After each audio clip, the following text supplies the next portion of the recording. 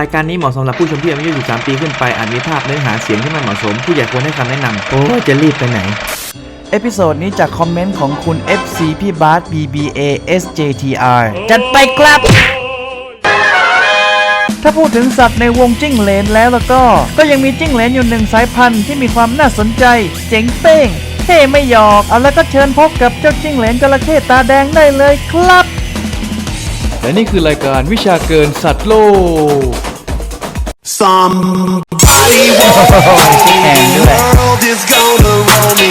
จิ้งเหลนจระเข้ตาแดงเป็นสัตว์เลื้อยคลานขนาดเล็กชนิดหนึ่งมีชื่อวิทยาศาสตร์ว่า Tribolonotis gracilis เป็นสัตว์ในตระกูลจิ้งเหลนที่มีถิ่นกำเนิดจากเกาะปาปัวนิวกินี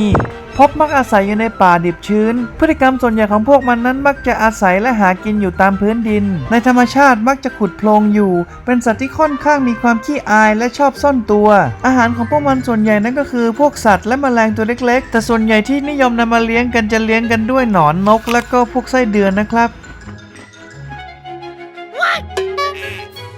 ลักษณะโดยทั่วไปของพวกมันก็จะมีผิวหนังที่เรียบลื่นเหมือนกับจิ้งเหลนทั่วไปนะครับแต่บนหลังจะมีหนังแข็งคล้ายกับจระเข้เรียงตัวอยู่ตั้งแต่หัวจนจะหลดปลายหางนะครับว้าวโคตรเท่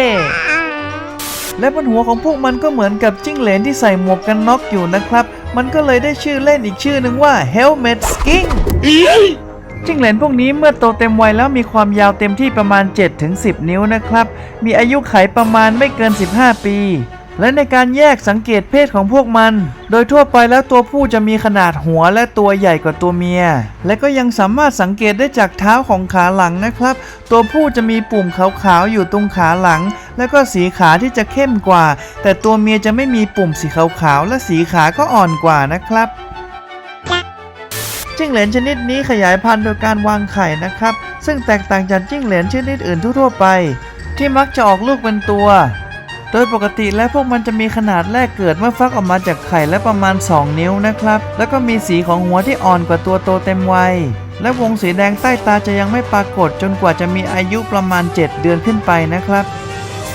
และในปัจจุบันเจ้าจิ้งเหลนพันธุ์นี้ก็เป็นที่นิยมของนักสะสมสัตว์แปลกเป็นอย่างมากเลยนะครับเพราะว่าด้วยความแปลกและความสวยงามของพวกมันจึงทำให้มีคนนิยมเลี้ยงอย่างแพร่หลาย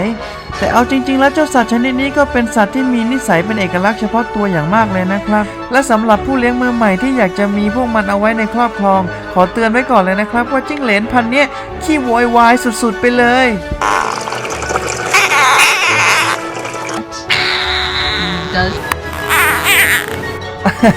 เอาจริงๆแล้วพวกมันเป็นสัตว์ที่ขี้กลัวและไม่ค่อยชอบให้ถูกเนื้อต้องตัวสักเท่าไหร่นะครับในบางครั้งถ้าคุมไม่อยู่ก็วิ่งพรวดหายไปเลยหรือไม่ก็ถึงขั้นแกล้งตายเลยทีเดียวนะครับโอ้โหน่ารักจังเลยโอ้ไม่เนียนละแล้วถ้าชอบคลิปนี้ก็อย่าลืมกดไลค์กด Subscribe กดแชร์เพื่อเป็นกำลังใจให้ด้วยนะครับสำหรับวิชาเกินสัตว์โลกตอนหน้าจะทำเกี่ยวกับเรื่องตัวอะไรนั้นติดตามชมด้วยนะครับ